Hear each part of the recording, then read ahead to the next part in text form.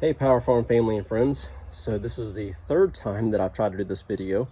My neighbor's dog keeps barking and cars down the street honking, and just didn't want to torture you with that. So what am I doing here today? Today I wanted to show you the upper cab seals on the my 2013 F250. But I'm sure these are the same for all Super Crew models from probably 11 to, geez, I don't know, maybe 16, something like that, but don't quote me on that, just going off of my best guess. Anyway, so in the other video I showed you the seals were ripped off and missing. I still had the studs installed, which is a good thing, but I also showed you the steps of how to get to it.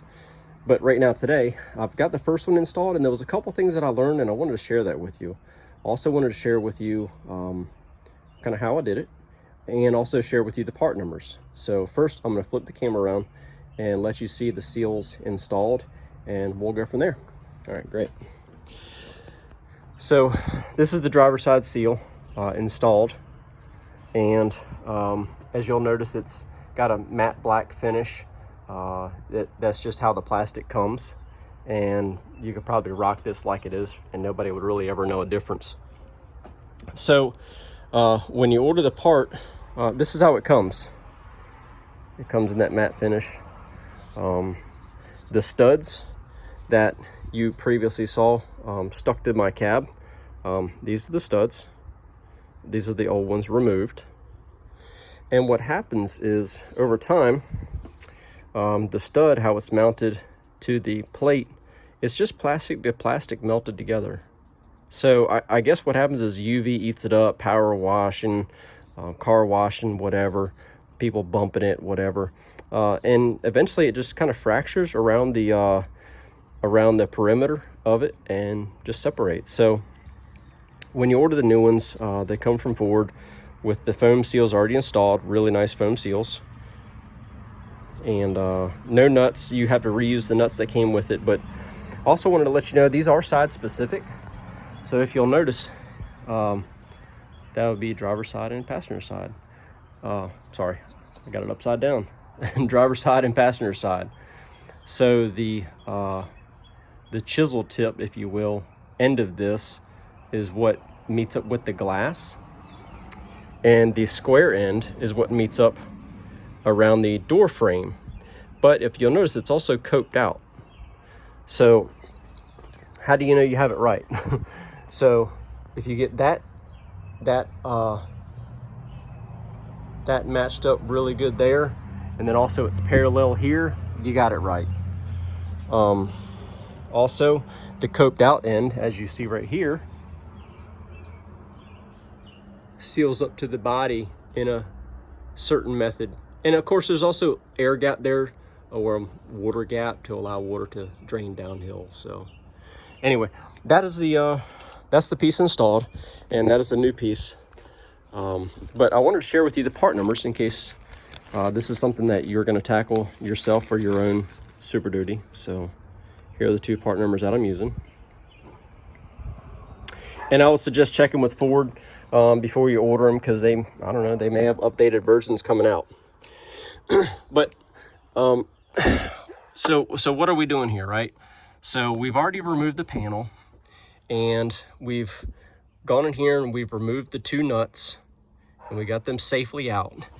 And yes, for the record, once I broke the nut free and I got it loose, I made sure this was really close to where I was at. And the reason being is because that nut, it will fall, and there is a void cavity inside of here, and I believe that cavity probably goes all the way to the bottom on the inside, and I have no idea how to get there. So I didn't want to risk that gamble, and what I did was I made sure my big long extended magnet was actually up in here as I was working.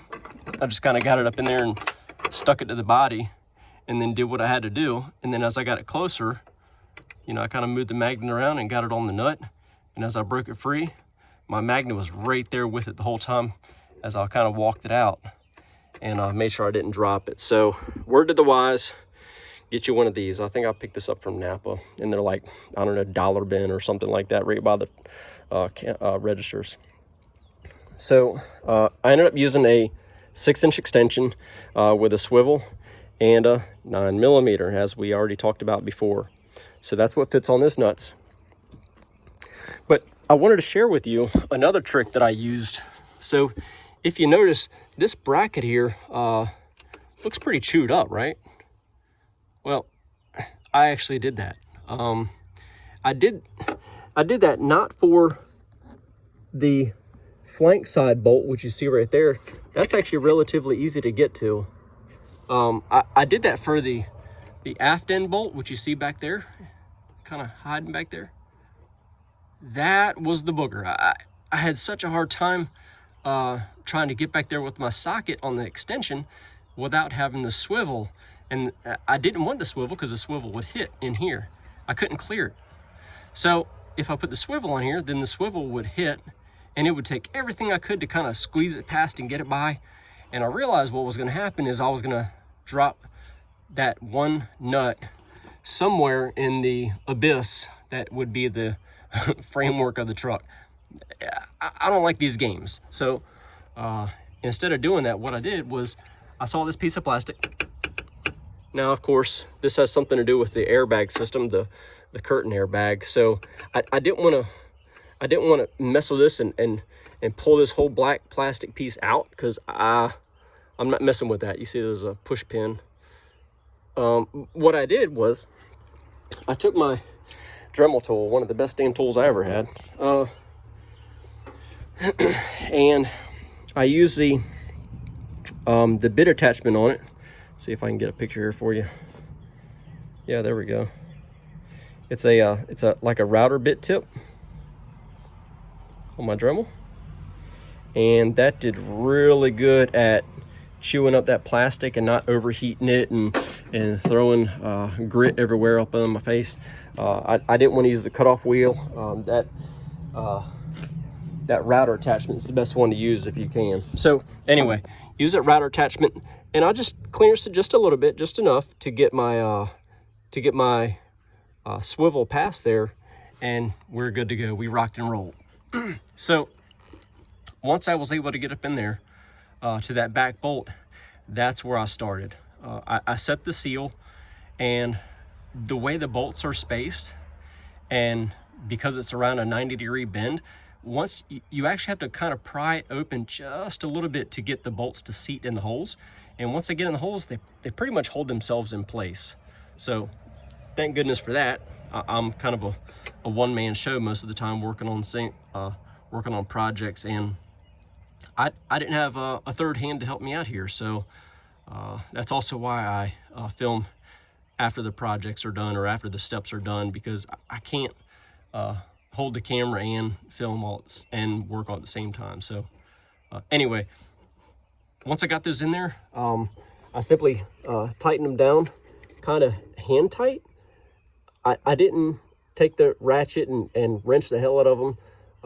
You only have little tiny foam seals that you have to crush or squeeze a little bit, compress. And yeah, so once I got this hand tight,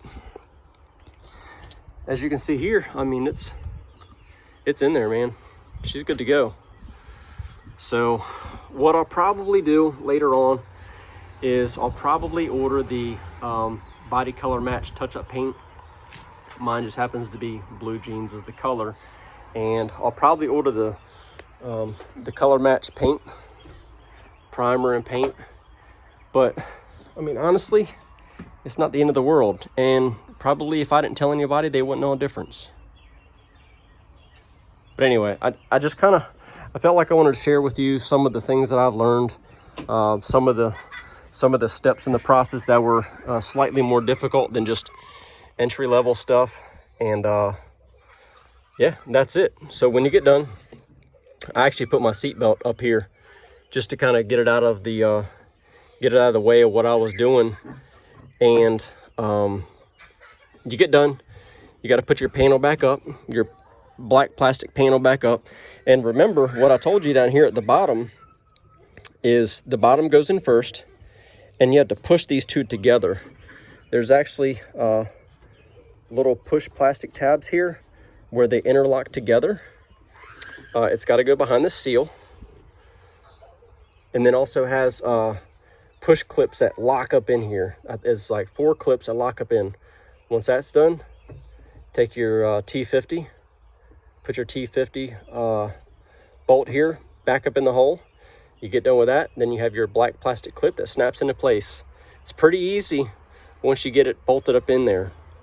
So anyway, just some tips and tricks that I learned. Sorry about the kids and the dogs and everything else, but I thought it was valuable to share.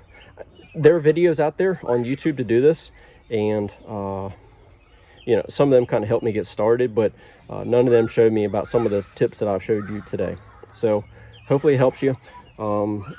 Fear not when you have to do something like this. Do your research, and you know, you're going to find your comfort zone. You're going to find things that you've realized are a little bit beyond your ability, but if you stick with it, really think about what's going on, you might have to buy a specialty tool. Don't get mad at yourself for that. Just about every single project that I work on, I have to buy one new special tool. I don't know why, it's just how it goes, but I just want to let you know, you're not the only one out there struggling trying to figure this stuff out sometimes, and I'm certainly not going to pay the dealer to do this. So three things that I'll share with you, that I always share with you for those of you that are watchers of the channel. I want you to keep learning. I want you to stay motivated, and I want you to continue to encourage those around you. That's what we do, and that's what we do here at PWR FARMS. So thank you for watching it. If you like it, give me a thumbs up. If you like the content, hit that subscribe button. And if you have any comments, throw something in there. And when I get a chance to get around, I'll take a look at it and see if I can answer your questions. All right, so from PWR FARMS, thanks for watching. See ya.